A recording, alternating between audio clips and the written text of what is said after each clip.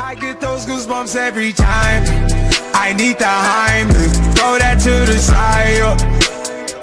I get those goosebumps every time, yeah. When you Greetings, technicians. This is Admin Crow here, your coach of the Toronto Star Raptors, bringing you the battle in another week of the PCL. This is week 6, and we are taking on Team Clutch and his Kansas City Kingdras. So this is not the first time me and Clutch faces off, and if you guys want to know the team details and all the thoughts behind why I brought the sets that I did and the breakdown of Clutch's entire roster, feel free to check out the team builder, which will be left in the description down below. You guys can check it out if you are interested. So in this video, I'm just gonna jump into the battle and go through my turn-to-turn based thought process. This week is sand versus rain, and Clutch does have a tremendous matchup against me, especially that Kingdra. So he pretty much brought everything I expected except for Serena. I was actually expecting the Cryogonal more so than the Serena. Both of his spinners loses to my Volcarona. It's pretty much a set of fodder. Yeah, let's just jump right into it. So first of all, at team preview right here, the first thing I see is that not only he brought his spinner, but also at the same time he has that whatchamacallit, he has that Sableye, which is pretty much set of fodder for my T-Tar. I mean not set of fodder, but like free switching into my T-Tar, simply because of my dark typing, I actually cannot get burned by Prankster Will-O-Wisp, so it's a pretty safe switching. However, over here I'm just gonna lead with my Nihilego like what I initially planned, simply because on Clutch's roster he doesn't really have a poison type to absorb the T-spikes, and his best way to remove the hazards would be either through defog from Cryogonal, which he did not bring, or Rapid Spin from Cryogonal or his Serena. So even if the Serena comes in at a later point of the game, he can definitely rapid spin away the T-spikes, but not without getting poisoned in the process. So that was my first idea there. So the fact that he led with Sableye actually made me ponder about this move for a really long time, because he can not only go for a knockoff but also go for a potential fake out to break my stash. That was the only reason preventing me from going to my T-Tar right away, is the fact that he can go for knockoff right here. But I also don't want to lose the stash on my Nihilego this early on. But the reason that I didn't go to T-Tar again is because the knockoff, and I didn't want to lose my items early on. So I actually just stay in and gone for a first layer of T-spikes, as he actually hard switching to his Tiny, which is the Celesteela. So that's really good. I got off my hazards, and I actually stay in on the following turn, knowing that I can take any hit with my stash. And I really want to find out what type of Celesteela he is. So from that power jam damage, he's actually a fully specially defensive, almost 252 Celesteela, with especially like a special defense nature as well. As you can see on the following turn, he actually on the same thing he goes for a heavy slam, just bring me down to my stash. So I know he's fully specially defensive. So that's good. I'm actually gonna go hard into my Galvantula right here, Charlotte, to put on offensive pressure, simply because I calced knowing his spread, he doesn't have a offensive investment, so I want to be able to put on offensive pressure in case he goes for Autonomize. He's like Def Autonomize or something. And I also live a Rock Slide, which I think he will be packing for my Volcarona.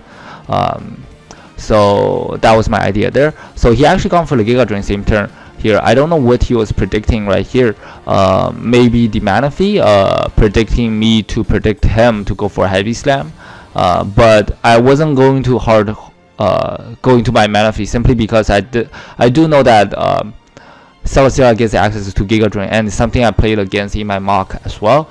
So that's really good. I pretty much got a free switching into Charlotte, the Galvantula right here, so I can put on offensive pressure. So I'm pretty sure I gone for Sticky Web here, predicting his switch out. So I know Sticky Web doesn't really affect his team. Celesteela is off the ground, and he's Serena and Toad is already slow, and Sableye doesn't care about webs. So it's mainly for his Garchomp and his Kingdra. You guys will see a little bit later what my plan was. So I'm just gonna go hard into my Gligar, knowing that I take any hit. I don't have Klefki this week. I believe this is the first week that I didn't bring Klefki. So I don't have a fairy for Garchomp. Even if I did bring Klefki, I wasn't gonna go hard into it anyways. I do take that outrage pretty well. That seems like jolly damage. I did do the calc right here, knowing that he's locked in. I'm just gonna go for a roost because I net positive unless he crit me. He's actually gonna get a 2-turn outrage right here. So predicting his switch out, I'm just gonna go for a U-turn.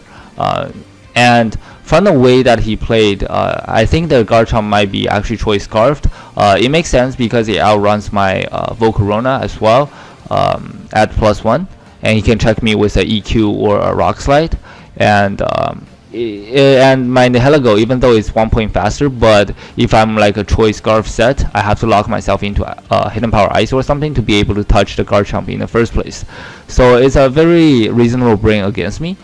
So I'm actually gonna go into my Volcarona right here on a free switch and on a slow U-turn as he goes Serena. So I'm actually gonna set up a sub, predicting him to go for Rapid Spin to get rid of the T-Spike and the webs, as he does go for right here. I pretty much got a free sub. So over here I just proceed to Quiver Dance up. That was my initial plan, just get up Hazard to forcing Serena, so I can get a free switch into Volcarona to be able to set up accordingly. So I'm just gonna go for a second QD as he goes for a Reflect. As he goes for a light screen first and then go hard into his Sableye. Knowing that he probably is going for a taunt right here, I'm actually going to go for an offensive move by going for that Fire Blast. So that still did a tremendous amount to the Sableye, even behind a Reflect light screen, simply because I am a +2. So he's going to try to stall me out a little bit here with Recover, but it is a winning battle for me simply because I will be able to stall out the turns of light screen. If I can land all my Fire Blasts. I think he realized it at this point as well. That's why he didn't just go for Recover spam. Try to utilize his, as you can see, 8 turns of light screen right here because his Serena was Light Clay. So over here, I actually made a misplay by going for another Quiver Dance, even though I know very well that this Politoed will have Encore for my Volcarona. But my idea was trying to Quiver Dancing up to a point where his Scald won't be able to break my sub, which is pretty dumb on my end, because I believe Lo-Fi also brought a Encore Politoed in my mock as well. But because it's been a while since I mocked, so basically I had the mock really early in the week, and when this battle was played, it was like later in the week, so I pretty much forgot everything I learned in my mock. Anyways, so as you can see, I did get Encore into my QD, so yeah, that's pretty greedy on my end for sure. So over here is actually a pretty crucial turn of the entire game. Knowing that I was encored into Quiver Dance, he very well may offensively switch into his Kingdra right here to abuse, knowing that he still have 1 turn of light screen, and at the same time I literally can't do anything back to him,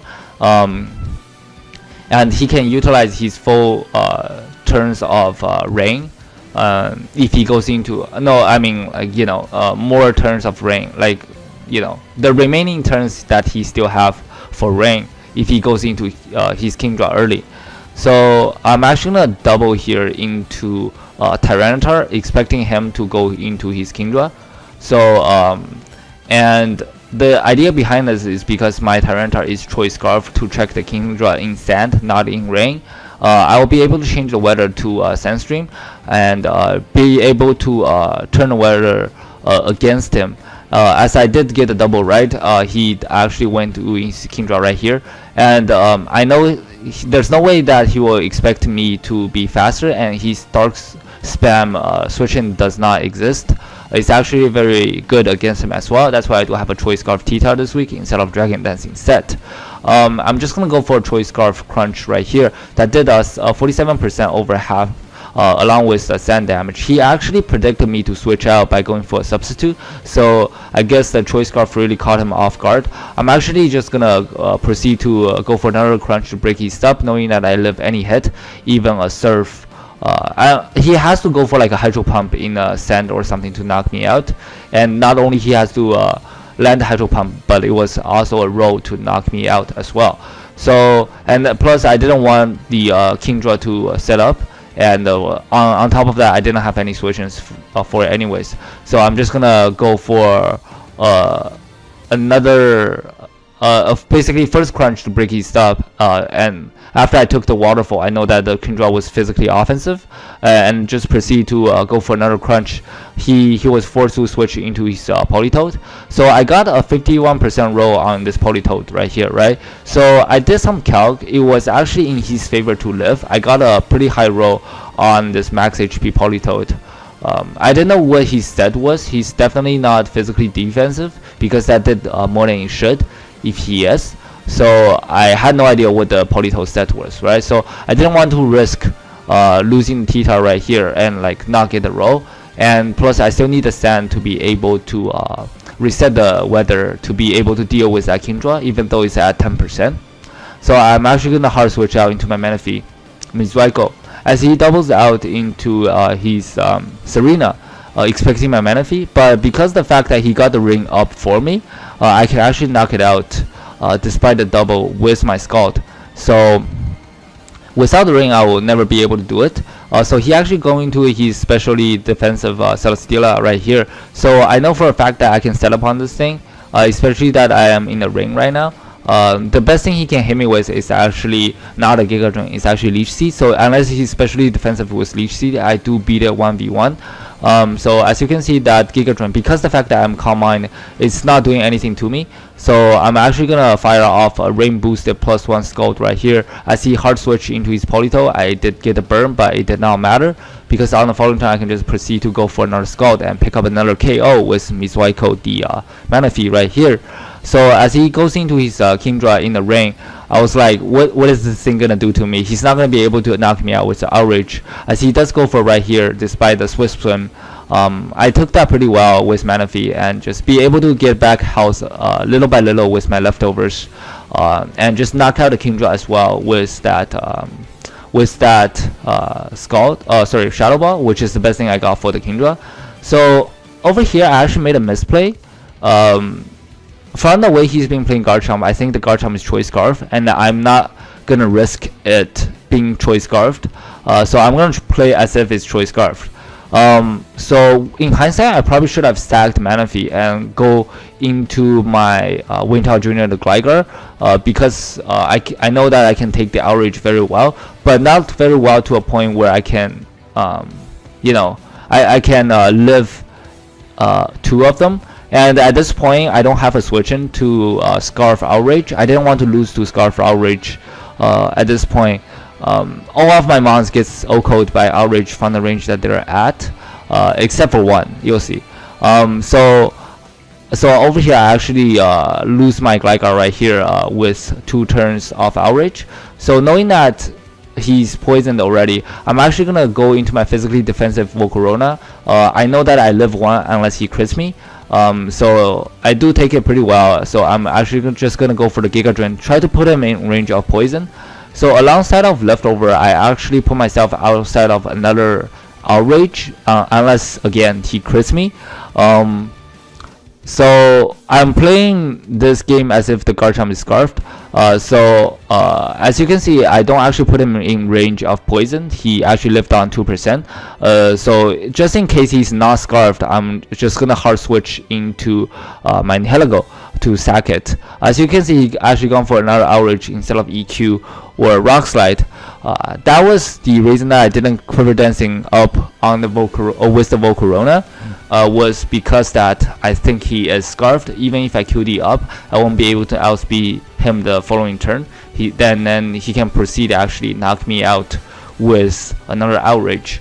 So it's pretty much a GG at this point, as Celesteela is the only mon he has left. From the spread, I think he is. He actually live a thunder from this range, and I do know that. Even despite the fact that I was life warp, but I do know at the same time that I live any hit he wants to go for, even a rock slide, which I do live, and I was being able to fire off a second thunder and just pick up the KO with Charlotte, the Galvantula. So yeah, I apologizing. So first of all, GG to Clutch for sure. This is the first time I managed to beat him out of four of our battles. In case you guys didn't know, there was like this meme going on between me and Clutch. I played him 3 times in the past. The first time was a 1-0, the second time was a 2-0, and the third time was a 3-0, and I lost all 3 of those battles. So my goal going into this game was to avoid a 4-0 by Clutch. So I guess that was a success on the Raptors side. And at the same time, I want to apologize for getting up this video so late, simply because it was really hectic week for me. I also got sick after my field visit on Monday, so I'm still pretty sick right now, but I don't want to delay this video any further.